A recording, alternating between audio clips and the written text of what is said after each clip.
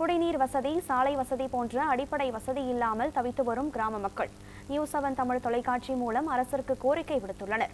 இதுகுறித்து விவரிக்கிறது இந்த செய்தி தொகுப்பு.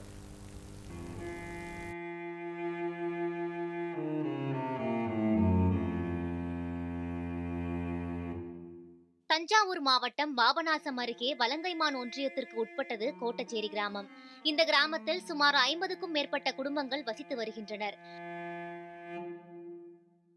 காலம் காலமாக வாழ்ந்து வரும் இந்த குடும்பங்கள் அடிப்படை தேவையான குடிநீர் வசதி, சாலை வசதி இல்லாமல் திண்டாடி வருகின்றனர்.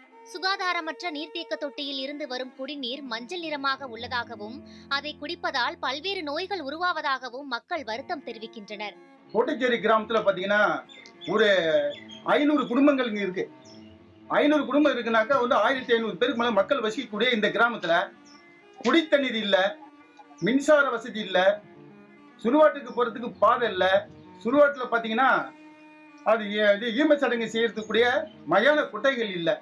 எந்த அடிப்படை வசதியும் இல்லாம மக்கள் படாத பாடுபட்டுக்கிட்டு இருக்காங்க. கிராம ஆய்வுகள் பார்க்கும்போது பார்த்தா தெரியுது. 92, 91 கட்டி கொடுத்த தொகுப்பு வீடுகள் எல்லா வீடுமே இடிஞ்சு விழுற பெரிய கண்டிஷன்ல இருக்கு. பேத்து விழுந்திருக்கு. அது போல 2 குடும்பங்கள்ல ஒரு வயதானவரே சாப்பிட்டுட்டு இருக்கும் போதே அப்படியே இடிஞ்சு விழுந்து அவருக்கு இடுப்பு அடிபட்டு இன்னமும் ட்ரீட்மெண்ட்ல தான் இருக்காரு. அடிப்படை வசதி குடி தண்ணீர் அப்படியே கலங்களாக பித்தா வருது. அந்த தண்ணீர் குடிக்கவே முடியாது. எந்த அதிகாரியாவது இந்த தண்ணீரை குடிப்பாங்களா அப்படின்னு எந்த அதிகாரியும் பார்க்கல. அதிகாரிகள் வர்றாங்க, செஞ்சு தரணும் சொல்றாங்க, அப்படியே போயிடுறாங்க.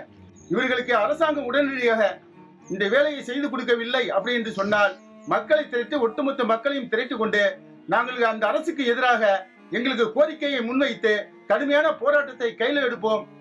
சுடுகாடு சிதலமடைந்து புல்மண்டி கிடப்பதாகவும், சாலை வசதி இல்லாததால் இறந்தவர்களை அடக்கம் செய்வது பெரும் சிரமமாக இருப்பதாகவும் கிராம மக்கள் குற்றம் சாட்டுகின்றனர்.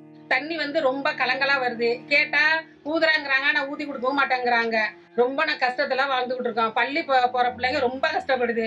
பேருந்து வசதி எதுவுமே கிடையாது. மினி பஸ் ஒண்ணு வருது, அதுவும் சரியா டயத்துக்கு வர்றது கிடையாது. ஒவ்வொரு கிராம சபை கூட்டத்திலயும் எங்க ஊர்ல என்னென்னது வேணும், எங்களுக்கு என்னது செஞ்சு கொடுக்கணுன்னு ஒவ்வொரு கூட்டத்திலயும் நாங்க மனு கொடுத்துக்கிட்டு இருக்கோம். குழு மூலியமாவும் கொடுத்துருக்கோம், தனியாவும் கொடுக்குறோம்.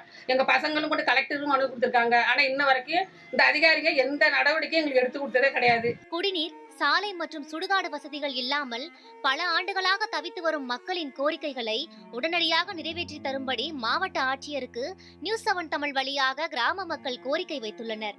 இந்த வீடு விழுந்து என்னால நடவடிக்கை கிடையாது. பிரசரன் கிட்ட சொன்னா, மீபா கிட்ட சொன்னா, ஆரை கிட்ட சொன்னா, யாருமே எந்த நடவடிக்கையுமே எடுக்கல.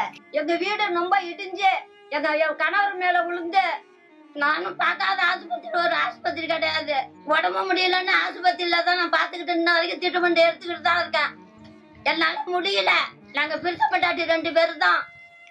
நீங்க பார்த்து எனக்கு வீடு கட்டி கொடுக்கணும். நீங்க எதை எடுப்பீங்க உங்களை தான் நான் நம்பி இருக்கேன். நியூஸ்7 தமிழ் செய்திகளுக்காக பாபநாசம் செய்தியாளர் ஆர். தீனதயாளன்.